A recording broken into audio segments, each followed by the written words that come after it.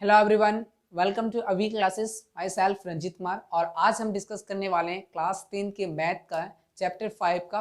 ये मेरा पहला पार्ट होगा जिनका नाम है समांतर श्रेणी। ठीक है, तो इनको आज हम लोग सीखेंगे कि समांतर श्रेणी क्या होता है। इसको श्रेणी भी बोल सकते हैं। ठीक है, इसको इंग्लिश में बोलते हैं अर्थमेटिक प्रोग्रेशन। तो इसको शॉर्ट में हम लोग एपी भी बात करेंगे। ठीक है, तो सबसे पहले हम लोग समझेंगे कि ये समांतर श्रेणी मतलब क्या होता है। अगर यहाँ पे समांतर और श्रेणी इन दोनों वर्ड को देखें तो समझिएगा। अगर समांतर की बात करें, ये दो शब्दों से मिलकर बना है। एक हमारा हो गया समान, दूसरा हमारा हो गया अंतर। यहाँ पे आप दूसरे को यहाँ पे दूसरा इसको बोल सकते हैं अंतर। ये दो शब्द मिलके हमारा क्या बना है, समांतर बना हुआ।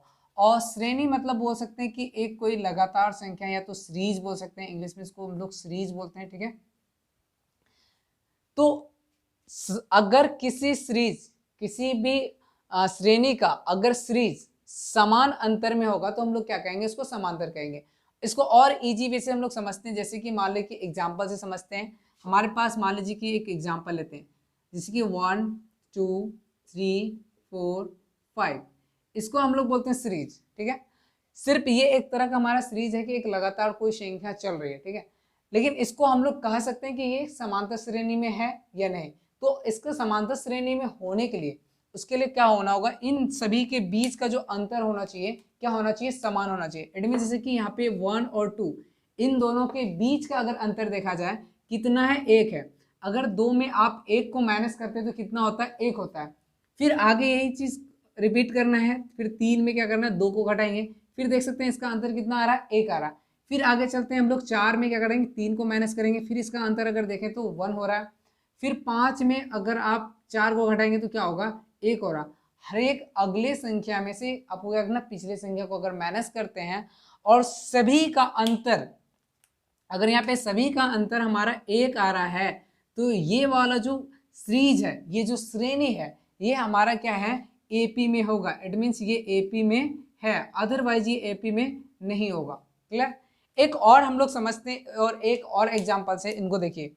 जैसे कि मान लीजिए कि ये हमारा है, यहाँ पे हम लोग 2 4 6 8 10 इस तरह करके आगे चलते जाते हैं जितना चल सकते हैं। तो यहाँ पे अगर आप फिर देखोगे तो यहाँ पे आप क्या देख रहे हो कि 2 और 4 के बीच का अंतर देखिए। अगर 4 में अगर आप 2 माइनस करेंगे तो कितना होगा, 2 होगा। क्लियर। फिर आप क्या करो, 6 में 4 को माइनस करो। अगर 6 में अगर हम लोग 4 को माइनस करेंगे फिर यहाँ पे कितना आ रहा है, 2 आ रहा है। फिर आगे चलते हैं, 8 में आपको क्या करना है, 6 माइनस करेंगे, फिर इसका अंतर अगर 2 आ रहा है। फिर 10 में अगर आप 2 माइनस करेंगे, 8 माइनस करेंगे, फिर भी हमारा अंतर कितना आ रहा है, 2 आ रहा है। तो यहाँ पे हम लोग क्या देख रहे हैं, हर एक दो संख्याओं के बीच में ये जो अंतर दिख रहा है सभी में समान आ रहा है। इट मीन्स 2 2 2 करके सभी में आ रहा है। तो आप क्या बोल सकते हैं कि ये वाला टर्म क्या है, हमारा एपी में है। ये जो हमारा एक सीरीज है, ये जो श्रेणी है हमारा एपी में है। एक और एग्जांपल लेके हम लोग समझते हैं। सपोज दैट मान लीजिए कि हम एक तीसरा लेते हैं। ठीक है, यहाँ पे जैसे कि 3 5 7 9 11 13 इस तरह करके और भी आगे हम लोग बढ़ जाते हैं। और इसमें भी अगर हम लोग चेक करते हैं तो क्या देखते हैं कि यहाँ पे भी अगर आप 3 और 5 के बीच का अंतर देखें, 5 और 3, 5 में अगर 3 को आप माइनस करते हैं तो यहाँ पे भी आपको क्या देखने को मिल रहा है, 2 मिल रहा है। फिर अगर आप 7 में 5 को घटाएंगे तो कितना होगा, 7 में अगर 5 घटाएंगे तो 2 आएगा। फिर आगे आप 9 में 7 को घटाएंगे तो फिर यहाँ पे भी 2 मिलेगा। फिर 9 में, फिर 11 में फिर आप 9 घटाओगे फिर 2 मिलेगा। फिर 13 में आप 11 घटाओगे, फिर यहाँ पे आपको क्या मिल रहा है, 2 मिल रहा है। इट मीन्स इस सीरीज में भी अगर आप देखें, इस श्रेणी में भी अगर आप देखेंगे, सभी का अंतर क्या दिख रहा है, समान दिख रहा है। इट मीन्स यहाँ पे भी क्या हो रहा है, 2 आ रहा है सभी का अंतर। तो आप इसको क्या बोल सकते हैं, ये वाला जो श्रेणी है ये हमारे क्या है, एपी में है। क्लियर। अब एक और लास्ट हम आपको उदाहरण से समझाना चाहते हैं। जैसे कि मान लीजिए कि यहाँ पे एक और हम लोग ले लेते हैं, जैसे कि 5, ठीक है, 7 11 10, फिर यहाँ पे 11, या तो आप यहाँ पे ले लो 13 ले लो, फिर यहाँ पे ले लो 17, फिर यहाँ पे 19 ले लो, और इस तरह करके चलते जाएंगे। अब इन दोनों को, इन इन इन सीरीज को हम लोग देखते हैं कि इसमें क्या हो रहा है। अगर आप यहाँ पे देखोगे कि 5 और 7 में अगर अंतर देखा जाए, 7 में अगर 5 घटाओगे 2 आ रहा है। फिर 7 और 10 के बीच में देखें तो 10 में अगर आप 7 घटाओगे तो 3 आ रहा है। फिर 10 और 13 में देखें तो यहाँ पे 13 में अगर 10 घटाएंगे तो 3 आएगा। फिर 17 और 3 में देखें, अगर 17 में और 13 में देखा जाए तो 17 में अगर आप 13 घटाओगे तो यहाँ पे कितना आएगा, 4 आएगा। फिर 19 और 17 के बीच देखा जाए तो यहाँ पे आपको क्या आएगा, 2 आएगा। 19 में अगर आप 17 घटाओगे तो क्या आ रहा है, 2 आ रहा है।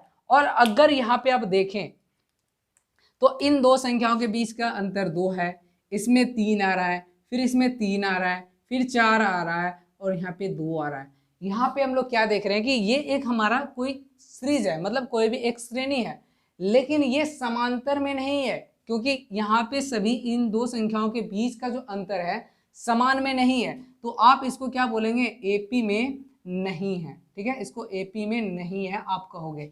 तो यहाँ पे आप क्लियर हो गया कि हम एपी किसको कहेंगे और एपी में किसको नहीं कहेंगे। जो समझ में आ गया, एपी मतलब हो गया हमारा समांतर श्रेणी।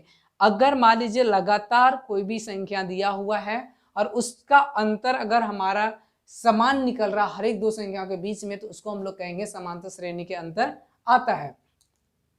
अब देखिए हम लोग यहाँ पे देखेंगे समांतर श्रेणी का जो सीरीज होता है कैसे होता है, मतलब कि क्या होता है इसमें। एक समांतर, मान लीजिए एक दूसरे एग्जाम्पल से हम लोग समझते हैं कि ये हमारे पास एक सीढ़ी है, घर में जो हम लोग सीढ़ी है, पता है ना, ये सीढ़ी एक तरह का हम लोग का घर में रहता है। मान लीजिए कि हमारा ये क्या है, सीढ़ी है। इस सीढ़ी में अगर आप गौर करोगे तो क्या क्या देखते हो, यहाँ पे आप क्या देखते हो। अगर सपोज डेट मान लें कि ये मेरा पहला स्टेप है, इसका नाम देते हैं, ये मेरा पहला स्टेप, मान लो कि इसको ए दे दिए, A1 नाम दे दिए, कि इस सीढ़ी का जो पहला, जहाँ पे हम लोग फर्स्ट स्टेप डालते हैं उसको A1 मान लेते हैं। ठीक है, अब यहाँ से दूसरे स्टेप पे, मान लीजिए कि यहाँ पे हम लोग अगर दूसरे स्टेप पे जाएंगे तो इसको A2 बोलेंगे, ये दूसरा स्टेप हो गया। फिर एक अगले स्टेप पे जाएंगे तो मान लेते हैं इसको हम लोग A3 नाम देते हैं।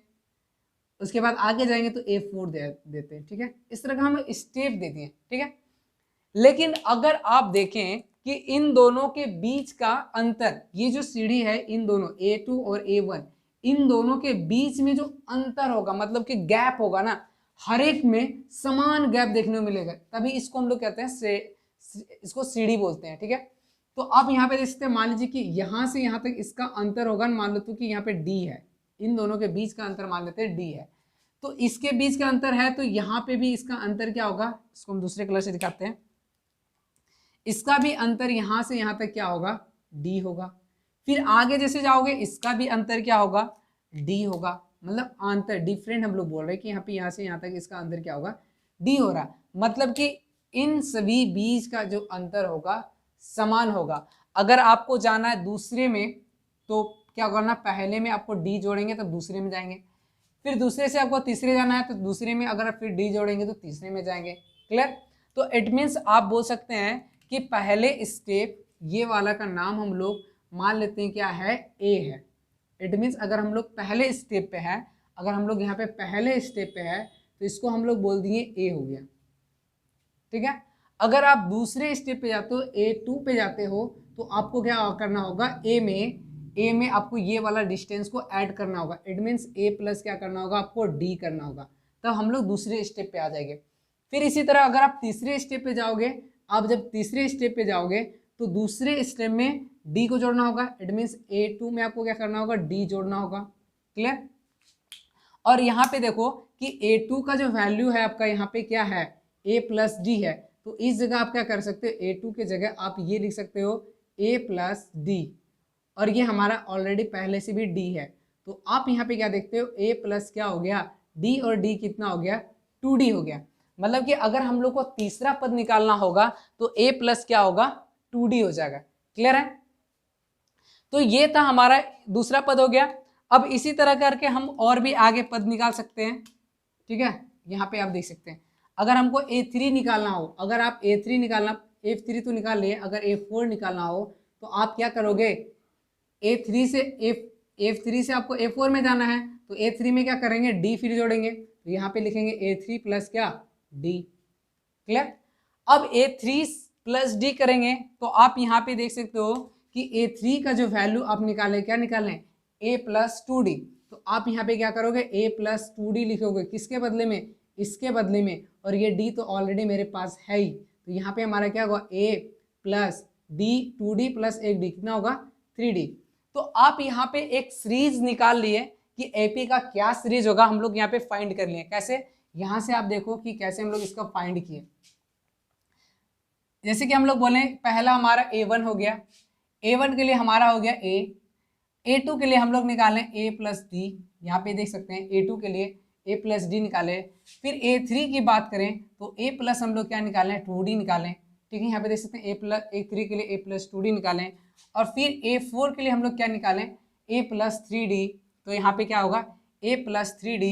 और आपको कुछ कुछ आइडिया आ गया, क्या आइडिया आया कि यहाँ पे अगर आप देखोगे, अगर a1 था तो सिर्फ a हो रहा था, a2 था तो a तो हो रहा था प्लस 1d जुड़ रहा था, a3 था यहाँ पे अगर 3 है तो यहाँ पे 2d जुड़ रहा है, और यहाँ पे 4 है तो यहाँ पे कितना d जोड़ रहा है 3d जोड़ रहा है। इसी प्रकार से अगर आप आगे बढ़ते जाओगे, अगर यहाँ पे 5 होगा तो a प्लस हम लोग क्या लिखेंगे 4d लिखेंगे, क्योंकि इससे एक कम d होगा। फिर आगे से बढ़ोगे, अगर a6 करोगे तो a प्लस आप क्या लिखोगे 5d लिखोगे, क्योंकि यहाँ पे 6 है तो यहाँ पे क्या करना है 5 लिखना है। इसी प्रकार से अगर आप एक साथ जाओगे तो a प्लस क्या लिखोगे 7 है तो एक कम d लिखोगे, क्या लिखोगे 6d। इसका प्रयोग होगा, इसलिए हम इसको आप लोगों को बताएं। क्लियर। अब इसी तरह आगे बढ़ते जाओ, an तक अगर जाओगे, अगर an मतलब कि अंतिम तक जाओगे, जो भी निकालना होगा तो a प्लस क्या करोगे 7 में 1 घटा रहे हैं, इट मीन्स n में भी आपको 1 घटाना होगा, और यहाँ पे आपको क्या करना होगा d से क्या करना होगा मल्टीप्लाई करना होगा। तो आप यहाँ पे क्या देख सकते हो कि AP का जो हमारा एक सीरीज हो गया, ये हमारा AP का एक सीरीज निकल गया। आप अगर आप एक लाइन में आप लिखना चाहते हो तो कैसे लिखोगे, हम यहाँ पे आपको दिखा देते हैं। आप इसको ऐसे लिख सकते हो, क्या हो गया a plus D, a plus 2d, a plus 3d, a plus 4d, इस तरह करके आप a plus n minus 1 into D तक जाओगे। ठीक है, ये था एपी का, ये बोल सकते हैं एपी का एक पद हो गया, मतलब एक सीरीज हो गया, मतलब कि एक श्रेणी हो गया। एपी का जब भी सीरीज में आपको दिया रहेगा तो ऐसे दिया रहेगा। अब देखिए यहाँ पे आपको क्या करना होगा, जैसे कि हम आपको बताएं कि इसका नाम क्या हो गया a1 हो गया, इसका नाम आप बताएं a2 हो गया, इसका नाम बोलेंगे a3 हो गया, इसका नाम हो गया आपका a4, ठीक है, इसका नाम a5 हो गया। और अगर यहाँ पे देख सकते हैं जिस तरह यहाँ पे लिख रहे हैं, जो यहाँ पे है जैसे 3 है तो एक ज़्यादा लिख रहे हैं, a5 यहाँ पे 4 है तो 5 लिख रहे हैं। तो यहाँ पे क्या n माइनस 1, n में एक कम है तो यहाँ पे क्या लिखेंगे an लिखेंगे, इट मीन्स n ही लिखेंगे, n में एक कम बोला तो n ही लिखेंगे, क्योंकि जितना यहाँ होता है उससे एक ज़्यादा लिखते हैं। तो n माइनस 1 में अगर आप एक ज़्यादा जोड़ोगे तो क्या होगा n सिर्फ होगा, तो यहाँ पे हमारा क्या होगा an होगा। अब यहाँ पे एक और भी बात समझना है कि इस सब का नाम हम लोग क्या बोलेंगे। अगर ये a है ना a1 है तो इसको आप बोलोगे प्रथम पद, क्या बोलोगे प्रथम पद। अब ये a2 है तो इसको आप बोल सकते हैं द्वितीय पद, द्वितीय पद। और ये a3 है तो इसको बोल सकते हैं तीसरा पद। इसी तरह अगर ये 4 है तो ये चौथा पद हो जाएगा।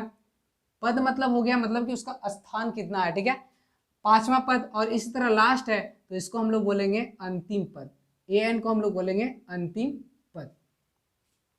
अब एक और बात यहाँ पे देख सकते हैं, ये वाला जो d है इसको हम लोग बोलते हैं सार्व अंतर। क्या है सार्व अंतर, यहाँ पे इन सभी का बीच का जो अंतर है सार्व अंतर कहलाएगा। तो ये था हमारा क्या बोल सकते हैं कि एक छोटा सा डेमो जिसमें हम लोग ये चीज पढ़े।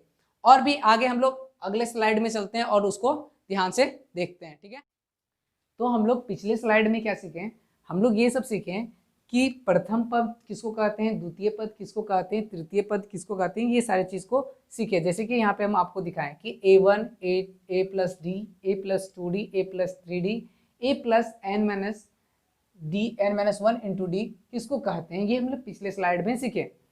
और एक चीज और हम लोग जाने कि यहाँ पे डी का मतलब होता है क्या है सार्व अंतर। तो ये था कुछ बेसिक चीज। और यहाँ पे अब जो हम लोग यहाँ पे सीखने वाले हैं जो कि क्वेश्चन सॉल्व करने में हम लोग को हेल्प करेगा, उनको समझते हैं। सपोज दैट हमारे पास ये वाला जो टर्म है ये दिया हुआ होगा एपी में, तो हम लोग को ऐसे टर्म में नहीं दिया रहेगा। जैसे कि हम आपको एक एग्जाम्पल बोले थे ना कि हम लोग को इस प्रकार से दिया रहेगा, जैसे कि हो गया 2 4 6 8, 10 इस तरह करके हम लोग को दिया होगा। तो हम लोग इसको समझ जाएंगे कि ये मेरा जो है टर्म है, ये मेरा क्या है, पहला टर्म है, इसको हम लोग बोलेंगे A1। ये हमारा दूसरा टर्म है A2 और ये हमारा तीसरा टर्म है A3 और ये मेरा चौथा टर्म है A4 और ये मेरा है पांचवा। इसी तरह करके जितना भी हम लोग को संख्या दिया होगा उतना हम लोग इस तरह का मानते जाएंगे। क्लियर? अब देखिए यहाँ पे हम लोग कैसे निकालेंगे कि कोई भी टर्म हमारा एपी में है या नहीं। उसके लिए हम लोग यहाँ पे ध्यान देना है कि इसी टर्म से हम लोग को डी देखना है। ठीक है, अगर सपोज एट हमारे पास जैसे कि टर्म यहाँ पे ये टर्म को लिखते हैं, जैसे हमारे पास ए दिया हुआ है, दूसरा ए प्लस डी दिया हुआ है, तीसरा ए प्लस 2d दिया हुआ है, इस तरह का हमारा टर्म दिया हुआ है, फिर हमारा ए प्लस क्या दिया है, 3d दिया हुआ है। क्लियर? इस तरह करके चलते चले जाएगा। तो हम लोग को चेक करना है कि ये जो टर्म है एपी में है या नहीं है। तो कैसे चेक करेंगे? तो सबसे पहला ये हमारा क्या हो गया A1, ये मेरा क्या होगा A2, इसका नाम हम लोग क्या कर दें A3, इसका नाम दे दिए A4। एपी में चेक करने के लिए आपको क्या करना होगा, डी निकालना होगा। ठीक है, डी निकालने का फॉर्मूला क्या है, अगले टर्म में आपको पिछले टर्म को माइनस करना है। इट मीन्स यहाँ पे हम लोग को क्या करना होगा, A2 में क्या करना है, A1 को घटाना है, A2 में A1 को घटाना है, फिर क्या करना है, A3 में A2 को घटाना है, A3 में A2 को घटाना है। इट मीन्स हम लोग को तीन वो टर्म लेके अगर हम लोग दिखा दें कि ये दोनों टर्म आपस में इक्वल हो गया, ये दोनों का अंतर अगर बराबर हो गया, तो ये वाला जो श्रेणी है, ये जो हमारा दिया हुआ है, ये हमारा श्रेणी क्या हो जाएगा, आप ये समांतर श्रेणी के अंदर आ जाएगा। तो चलिए हम लोग देखते हैं किस प्रकार से करेंगे। अगर हम लोग A2 की बात करें तो A2 हमारा क्या दिया हुआ है, A प्लस डी दिया हुआ है। तो यहाँ पे क्या करेंगे, A प्लस डी लिखेंगे, माइनस है तो माइनस करेंगे। A1 की बात करें, A1 हमारा यहाँ पे A दिया हुआ है। ठीक है, A1 देख सकते हैं यहाँ पे हमारा क्या है, A है, तो आप यहाँ पे क्या कर लो, A लिख लो। क्लियर? अब आते हैं हम लोग A3 टर्म को देखा जाए तो ये हमारा A प्लस 2d। क्लियर? और यहाँ पे हमारा माइनस है, माइनस कर देते हैं। फिर A2 की बात कर रहा है तो A2 हमारा क्या है, A प्लस डी, इसको ब्रैकेट के अंदर लिखते हैं A प्लस डी, क्योंकि ये यहाँ पे माइनस था, इसकी वजह से हम लोग इसको ब्रैकेट में लिख लिए।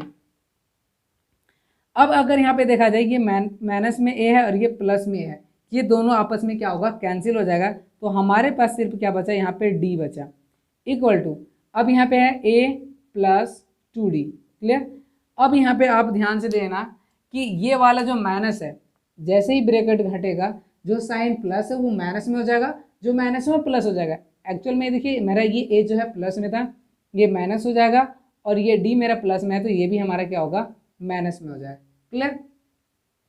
अब देखिए ये प्लस में है और ये माइनस में, ये दोनों क्या होगा, हमारा कैंसिल आउट हो जाएगा। अब यहाँ पे 2d है, 2d में एक d को माइनस करेंगे तो सिर्फ हमारा क्या हो जाएगा, d आ जाएगा। तो इट मीन्स यहाँ पे ये तो हमारा d था ही, 2d में एक d जाएगा तो यहाँ पे हमारा क्या आ जाएगा, d हो जाएगा।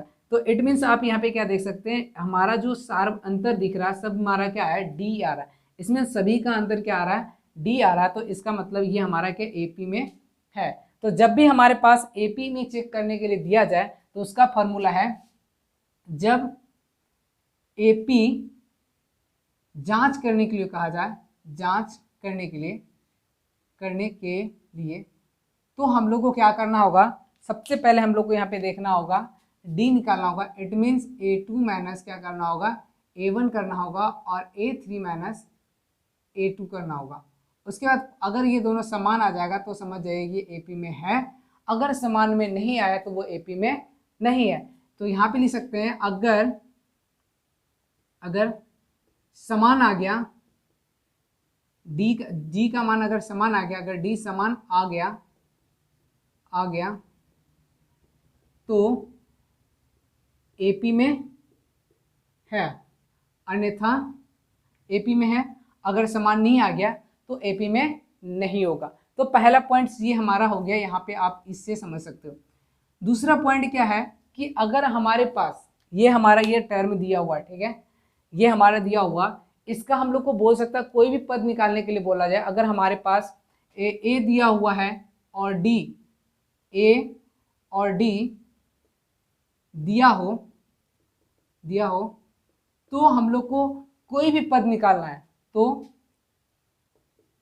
कोई भी पद निकालने के लिए, कोई भी पद अगर आपको निकालना है उसके लिए आपको क्या करना है, एक फॉर्मूला यूज करना है। क्या? ये वाला टर्म जो हमारा लास्ट वाला टर्म था ये, इट मीन्स यहाँ पे ए एन बराबर, आप फॉर्मूला याद रखो, A N equal to A plus N minus one into D.